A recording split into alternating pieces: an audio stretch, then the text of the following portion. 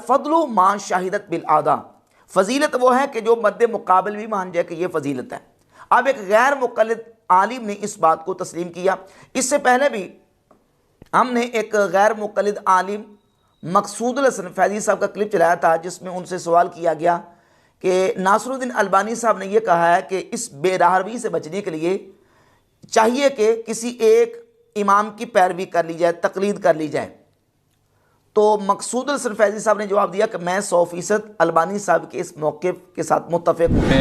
अल्लामा शेख मोहम्मद नासिरुद्दीन अलबानी रहमतुल्लाह अलैह, उनकी आवाज़ में ये बताया जा रहा है कि लोग जो है यानी इफ़रात व तफरीत का शिकार हैं आजकल। पहले यानी तक़लीद के चुंगल में फंसे हुए थे, इसके बाद आज़ाद राय अगर इतनी क़ायम कर ली गई है।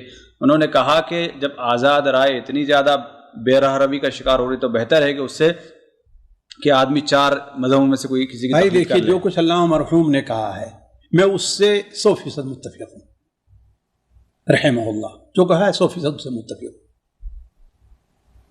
जी, किसी को पसंद हो या पसंद ना हो। आजकल जो है हर आदमी उर्दू पढ़ करके, और सूरत हाल यहाँ होती है कि उलमा के साथ बेअदबी और उनकी बेइज्जती करना शुरू कर, उनके ऊपर आवाज़ उठाना शुरू कर देते हैं।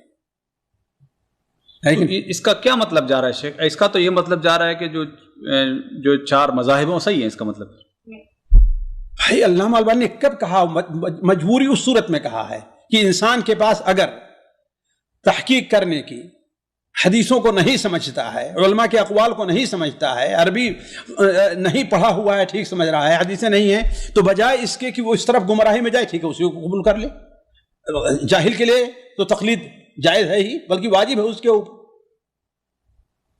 तो क्या हर्ज है? तो आप क्या चाहते हैं कि हर आदमी उर्दू से एक हदीस पढ़ लिया और जो है बस इज्तिहाद करना शुरू कर दे कि हाँ इस बेराहरवी से बचने के लिए इमाम की पैरवी और इमाम की तकलीद कर लेनी चाहिए, जो बंदा खुद तहकीक नहीं कर सकता। तो ज़ाहिर है कि जब बंदा खुद मुज्तहिद नहीं है तो इज्तिहादी मसाइल के अंदर मुज्तहिद की पैरवी ही करनी है, मुज्तहिद की तकलीद ही करेगा ना। तो बिहम्दिल्लाह ताला हम ये कहते हैं कि इस वक्त इल्हाद और बेदीनी से बचने का ज़रिया ये है कि बंदा अपने आइमा मुज्तहिदीन की तकलीद और उनकी पैरवी को लाजिम पकड़ ले।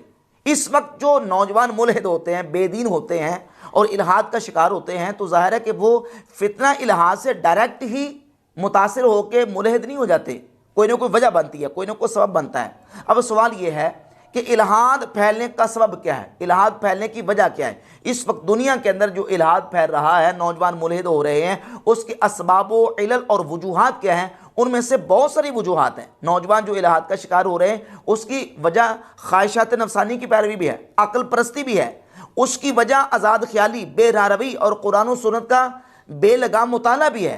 उसकी जो बुनियादी वजह है, जो पहला जीना है, पहला स्टेप है, वो ये है कि बंदा अपने आप को उम्मत के असलाफ से आज़ाद कर ले। जिस तरह आज का नौजवान बाबे कह के उम्मत के असलाफ और अकाबिर का इनकार करते हैं, ये पहला जीना है, पहला स्टेप है, जिनको बाबे कह के रिजेक्ट कर दिया जाता है।